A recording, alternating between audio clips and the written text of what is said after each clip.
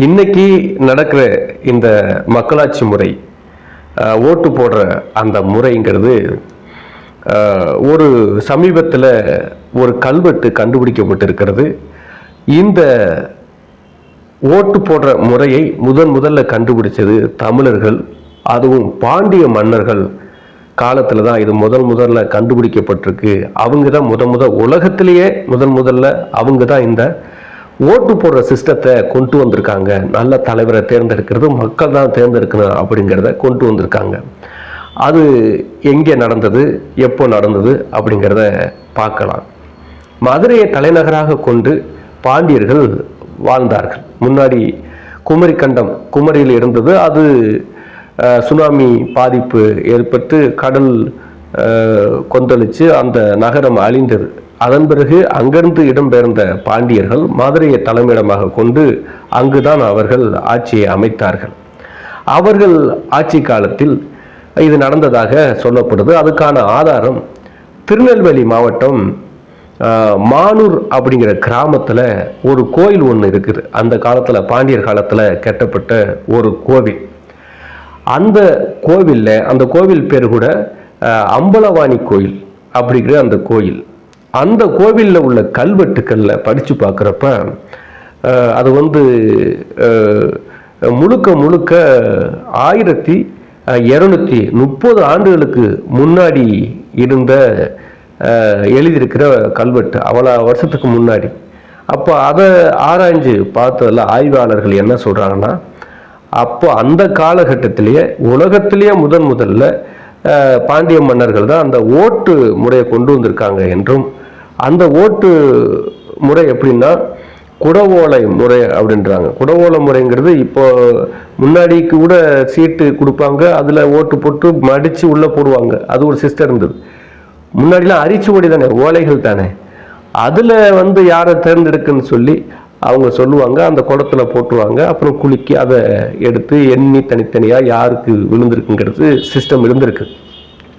அதே மாதிரி அது ஒரு கிராம சபை தேர்தலாக இருந்திருக்கு. ஆரம்பத்தில் கிராமத்தில் மன்னராட்சி ஓகே, எல்லா விஷயத்திலும் மன்னருக்கு இறங்கி வேலை பார்க்க முடியாது இல்லையா. இன்றைக்கி ஒரு கிராமத்தில் ஒரு பொதுப்பணித்துறை, ஒரு கோவில் கட்டணும், இல்லை ஒரு பாலம் கட்டணும், ஒரு பாதை அமைக்கணும், ஒரு சாலை அமைக்கணும் அப்படின்னா எல்லாத்துக்கும் சின்ன விஷயங்களுக்கெல்லாம் மன்னர் இறங்கி வேலை பார்க்க முடியாது. அப்போ அந்தந்த கிராம சபை தலைவர்களை தேர்ந்தெடுத்து தேர்தல் முறையில் அவங்களுக்கு அந்த பொறுப்பை பாண்டிய மன்னர்கள் காலத்தில் ஒப்படைச்சிருக்காங்க.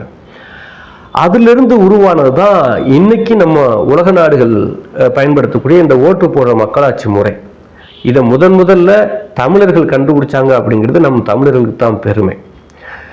எப்படி அதை கண்டுபிடிச்சாங்க அப்படின்னா, என்ன மாதிரியான தகுதி வேணும் அந்த தேர்தலில் போட்டியிட அப்படிங்கிறது அதில் கல்வெட்டில் எழுதியிருக்கிறதா சொல்கிறாங்க. படித்தவங்களா இருக்கணும். அப்போ காலத்து படிப்பு, மன்னர் ஆட்சி காலத்தில் சில படிப்புகள் இருக்குது. இப்போ பிஎஸ்சி இது மாதிரி இல்லை, அது பட்டப்படிப்பு இருக்குது, சில அறிவு சார்ந்த படிப்பு இருக்குது, அரிச்சுவடி படிப்பு இருக்குது, நிறைய வித்தியாசமான அந்த காலத்தில் படிப்பு இருக்குது. அப்பவும் படிப்பு இருந்திருக்கு. படிப்பு அறிவுங்கிறது அந்த நாலேஜை வச்சு கண்டுபிடிப்பாங்க. அப்படி ஒரு நல்ல நாலேஜ் உள்ளவங்க தான் நிற்கணும். மன்னர் ஆட்சி காலத்திலே படிக்காத மக்கள் வாழ்ந்த காலத்திலே படிச்சு தான் வரணும்னு சொல்லியிருக்காங்க பாருங்க. இப்போ யாராவது படிச்சிருக்கான் படிக்கல ஏதாவது சொல்கிறோமா, எவன் வேணாலும் வரலாம், நிற்கலாம், என்ன வேணாலும் பண்ணிட்டு போகலாம் அளவுக்கு நிலைமை மாறி போச்சு. ஆனால் அந்த காலத்திலேயே அறிவாளிகள் தான் அரசியலுக்கு வரணும்னு சொல்லி தலைவனாகன்னு சொல்லி ஒரு சிஸ்டத்தை வச்சுருந்துருக்காங்க. இது முதல் தகுதி அவருக்கு. இரண்டாவது என்னன்னா, உழைத்து சொத்து சேர்த்து அந்த சொத்துக்கு வரி கட்டியிருக்கணும். அதாவது உழைத்து இல்லீகலாக சொத்து சேர்த்து பிடிச்சா கொண்டுருவாங்க. மன்னராட்சி காலத்தில் நேர்மையான முறையில் உழைச்சி அந்த சொத்துக்கு வரி கட்டினவங்க மட்டும்தான் தேர்தலில் போட்டியிட முடியும். இது ரெண்டாவது தகுதி.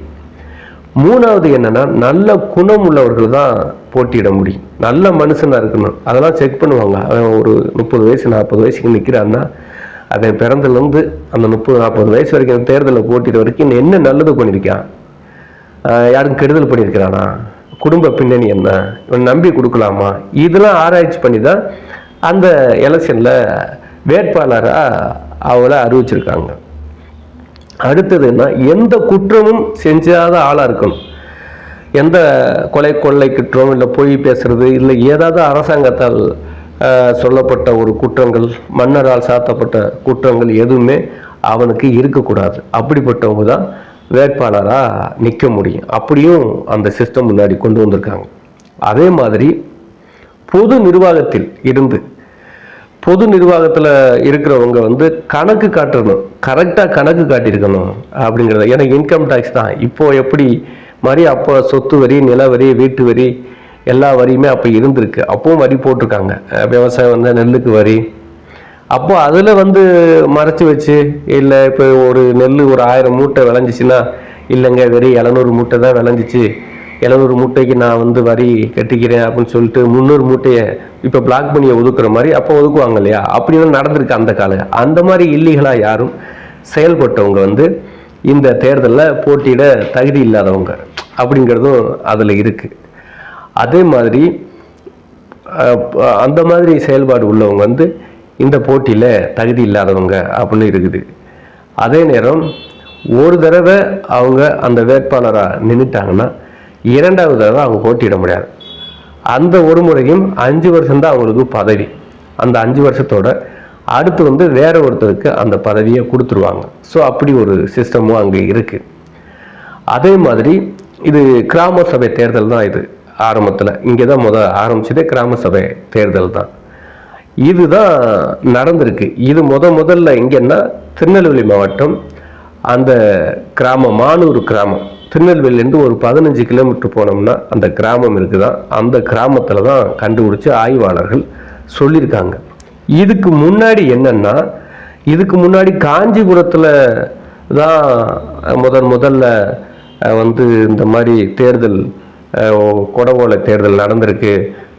எப்படி வேட்பாளர் நிப்பாட்டணும், எப்படி தேர்தல் நடத்தணும் அப்படிங்கிற முறையை காஞ்சிபுரத்தை தான் நடத்தினாங்க அப்படின்ற ஒரு வரலாறு இருந்தது.